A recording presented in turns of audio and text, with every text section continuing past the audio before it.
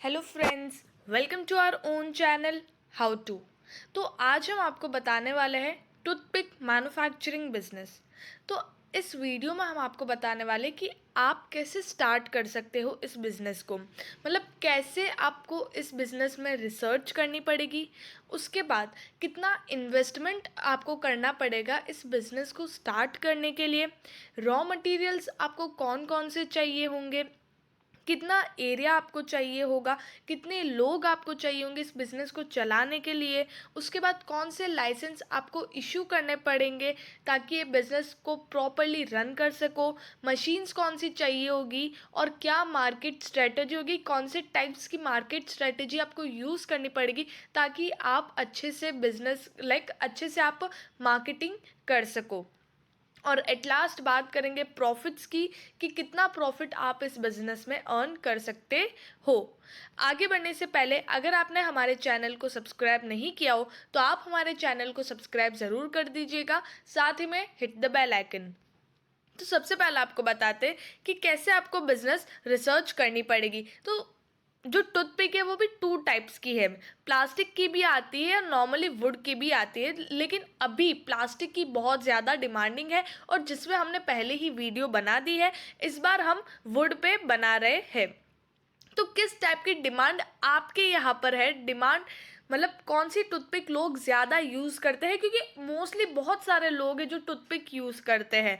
उसके बाद आप जैसी डिमांड है उस तरह से आपको सप्लाई करना है, कैसे प्राइस आपको सेट करना है वो आपको एक बार में पता नहीं चलेगा, आपको मतलब बहुत सारी जगह विजिट करना पड़ेगा मैन्युफैक्चरर्स के पास कि आप कैसे सेट क्या प्राइस रख रहे हो, कैसा मटेरियल, कैसी क्वालिटी आप यूज़ कर रहे हो। उसके बाद स्वॉट एनालिसिस, कैसे कॉम्पिटिटर्स है, कितने कॉम्पिटिटर्स है आपके, उस बारे में आपको ध्यान रखना है, वो कैसे इम्प्लीमेंट कर रहे सारी चीज़ें, वो चीज़ें भी थोड़ी बहुत नज़र में रखनी है। और उसके बाद कस्टमर सर्वे, दैट्स इम्पॉर्टेंट, क्योंकि कोई भी कस्टमर अगर आपका प्रोडक्ट ले रहा है तो क्या वो सेटिस्फाई है आपके प्रोडक्ट से, तो उस लिए कस्टमर सर्वे भी इम्पॉर्टेंट है। तो इस हिसाब से आपको बिजनेस रिसर्च करना है।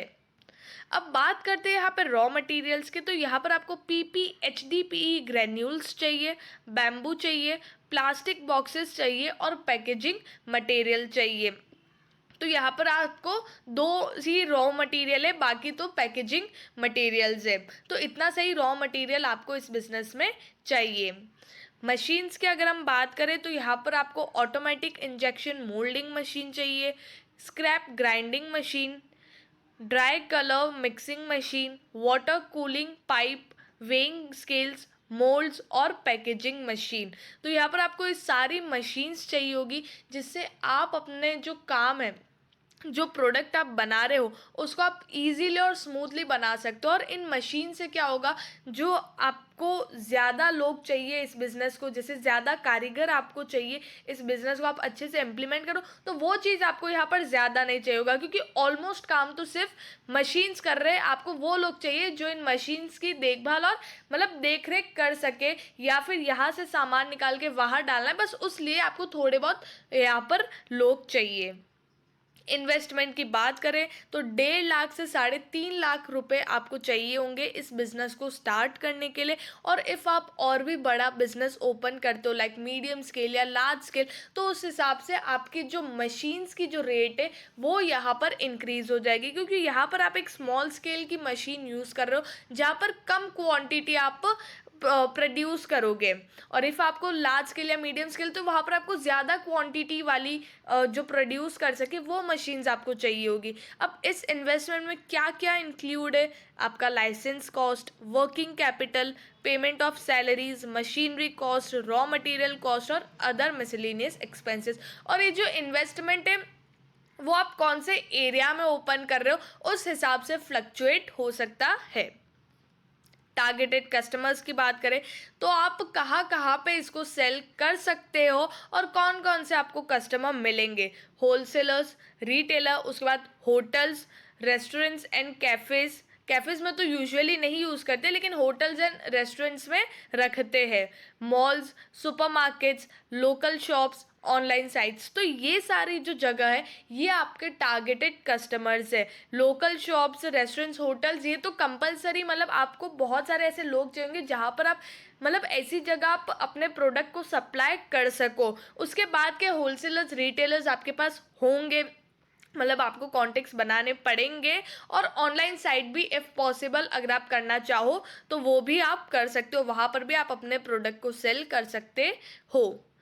मार्केटिंग स्ट्रेटेजी की बात करें, जिससे आप अपने प्रोडक्ट को मतलब लोगों के सामने लेकर आओगे ताकि लोग इस प्रोडक्ट को देखेंगे और पता चलेगा कि आप भी एक ये नया बिजनेस ओपन कर रहे हो। तो यहाँ पर आपको publicity, advertisement, digital marketing, social media marketing, in person marketing, direct marketing, email marketing, तो ये सारी जो मार्केटिंग स्ट्रेटेजीज है ये आपको यूज़ करना भी आना चाहिए।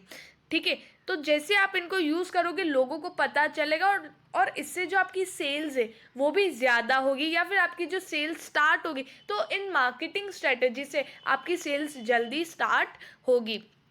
तो मार्केटिंग स्ट्रेटेजी बहुत इंपॉर्टेंट है, कोई भी बिजनेस में ले लो आप, तो ये चीज़ आपको करनी पड़ेगी।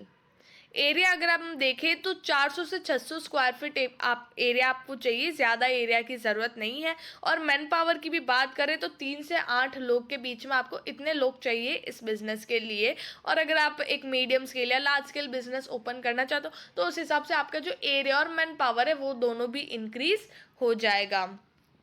लाइसेंसेस की बात करें तो यहाँ पर आपको अपने बिजनेस को रजिस्टर करना पड़ेगा। Then NOC from state pollution control board, MSME Udyog Aadhaar, trademark, ISO certification, GST number, electricity licence, तो ये सारे लाइसेंस आपको इशू करने पड़ेंगे जिससे आपका जो बिजनेस है उसको स्मूथली रन कर सके बिना कोई गवर्नमेंट से दिक्कत मिले। प्रॉफिट रिटर्न एट लास्ट हम बात करेंगे तो यहाँ पर आपको इस बिजनेस के अंदर 25 to 30% का रिटर्न आपको इस बिजनेस के अंदर मिल सकता है। मतलब यहाँ पर आपका प्रॉफिट जो है वो डिफरेंट आ सकता है। क्यों?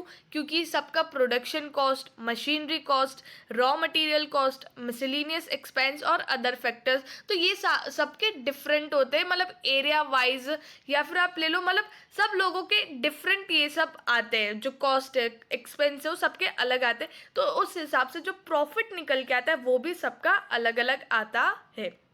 लेकिन अगर हम बात करें तो इस बिज़नेस के अंदर आपको 25 से 30% का रिटर्न आपको इस बिज़नेस के अंदर मिल सकता है। तो बहुत ही डिमांडिंग और अच्छा खासा बिज़नेस है। अगर आप स्टार्ट करना चाहते हो तो आप इस बिज़नेस पे भी गौर कर सकते हो। तो अगर आपको ऐसे वीडियोस या ऐसे कंटेंट या फिर आपको कोई भी डाउट हो तो आप हमें पूछ सकते हो, और उसके लिए आप हमारे चैनल के साथ जुड़े रहिएगा बाय सब्सक्राइबिंग आवर चैनल। और अगर आपको पर्सनली कोई डाउट पूछना हो तो आप हमें आप हमें डायरेक्ट मेल कर सकते हो। हमारी मेल यहाँ पर लिंक यहाँ पर दी हुई है, और उसके लिए आप हमारे चैनल के साथ जुड़े रहिएगा बाय सब्सक्राइबिंग आवर चैनल, और साथ ही में लाइक, शेयर एंड कमेंट ज़रूर करिएगा। Thank you.